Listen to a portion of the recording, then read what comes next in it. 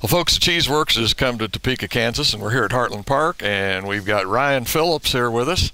Ryan, you got your first taste of racing at the old Shawnee Raceway with your stepfather who took you out there for a race. Man, that was a real grassroots experience at Shawnee, wasn't it? Yes, it was. Yes, it was. A lot of fun.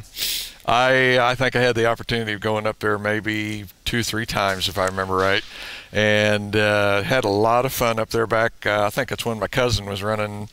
I think they called them Sportsman or Super Modified, but it really was a racy track. Yes, it was. Yes, it was. Had the half wall and the ditch out back, and yes, the racing was always exciting. It was fun. We were there with Randy Hacker and David Hutchison, and both of them did well in their respective classes. So it was fun to be with winners. Yeah. At 16, you are told if you'll help out on a race team, that your stepfather will help you get set up in a car. Is that correct? Yes, sir. And it didn't pan out too well.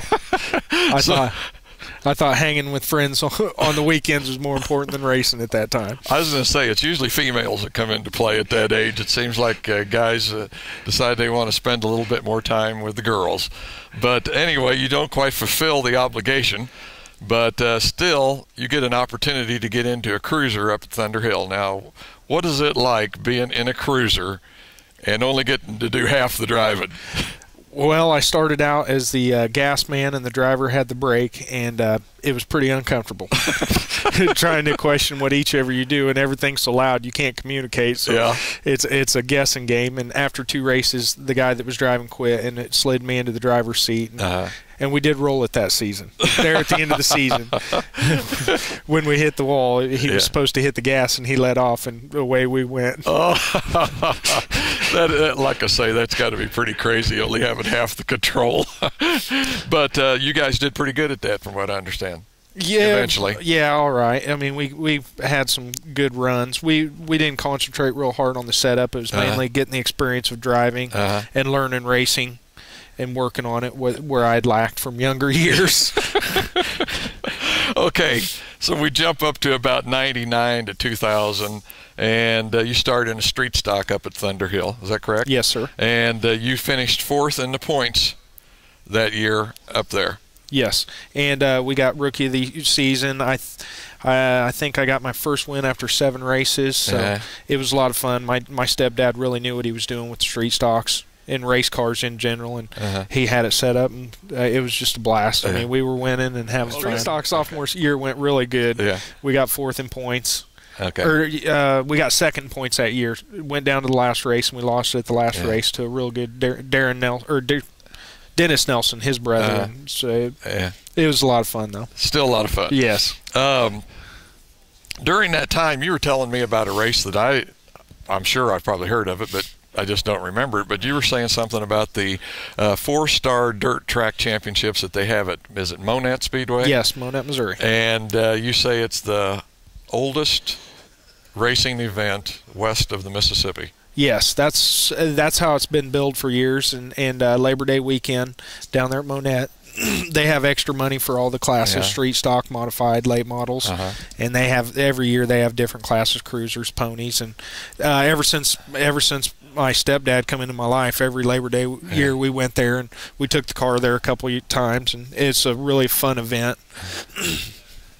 So I was going to say, I may have to try and get down to Monette for that. That sounds like it's quite a race. Yeah, actually it is. The late models put on a real good show. That's why we always went there. Terry Phillips and Wendell Wallace. Guys like Billy Moyers won it in the past, and Bill Fry.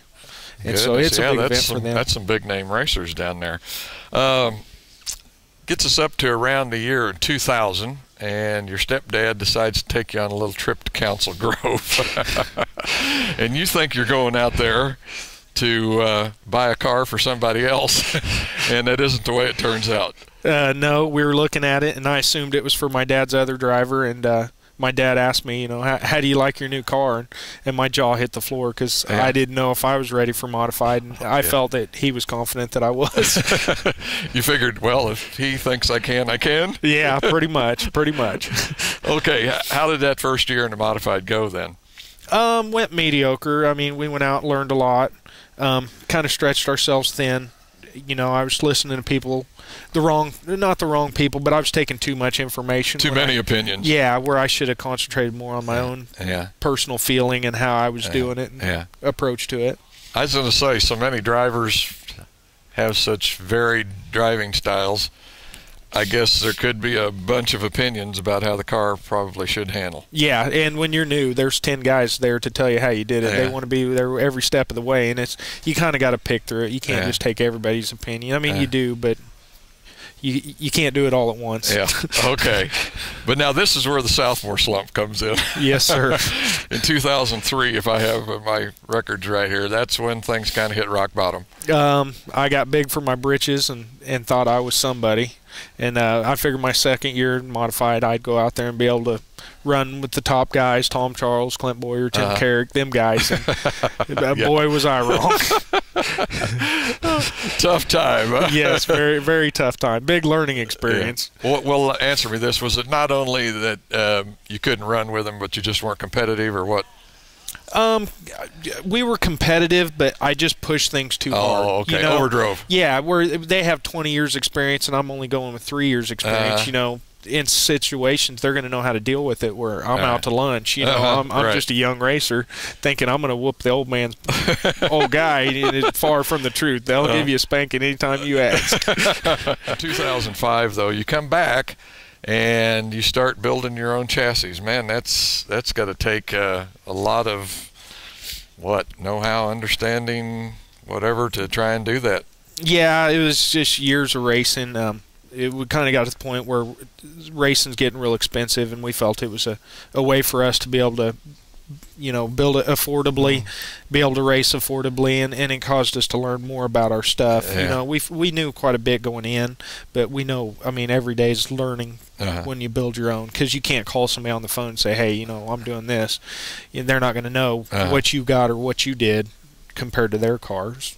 I was going to say, technology has been changing so much in racing, too, over the years. Why it's just so difficult to keep up. And like you say, if you have to buy it all the time, technology is not cheap. That's correct. Speed costs money. How fast do you want to go? Right, exactly. Okay. You hire somebody else to drive the car so that you can get more input, and I think the young man's name was Grant Younghans. Boy, that sounds like a smart move to me, to actually have, more or less gives you two opinions about what's going on with the car and gives you the opportunity to learn a lot more. That's exactly what happened. Was with when Grant hopped in the driver's seat, he was better. He gave me the feedback, and I could relate because I drove the same car, and we tossed ideas back and forth, and it only helped. The kid's real smart and was fast. He's real fast, and it was a good benefit to my racing. Yeah, I guess the young man also comes from a pretty good racing family. Yes, he does. Very good racing family. Has something to do with John Anderson, the way I understand. Yes, Greg is his dad. Greg Younghans is Grant's father that owns John Anderson's race team. Okay. And I'm behind, and we've got under a minute. Okay. In 2008, you get your first feature win, and that's here at Heartland Park. In fact, you've been racing here at Heartland Park for quite a few years. But, man, that's got to be pretty self-rewarding to be able to pull down that win in your own car. Yes, it was very, very fulfilling. The closest time was Grant almost made a USMTS show, and we didn't make it, and I thought that was the pinnacle of it. Yeah. But the night I won all the hard work finally paid off, we thought, well, maybe we are in the right direction. Yeah, all those years and blood, sweat, and tears. Yes. Okay. Who are the important people that's behind Ryan Phillips? Well, I took the time to write it down on paper so I wouldn't forget nobody, so I'm going to pull it out and read off. Obviously, my stepdad, Steve Ekman, who has Gene's Quick Lube. If it wasn't for him, I wouldn't be able to do it. And then Eddie Hall, my pit guy, he works on the cars, and keeps me going. Billy Ray McCoy builds my motors, and my mom. She's been a big support ever since I started. My wife Tiffany and my two girls Lauren and Olivia, and Roger with Commercial Street Diner has been a big help my whole career, racing career. And my uncle Harold, Eric Loquist, who takes care of the cars during the week, and Jay Bailey, one of my major sponsors, and just people that helped me along the way. Putt, Mark, Josh. Yeah. The list could go on and on. Okay. that's going to wrap it up for Shop Talk.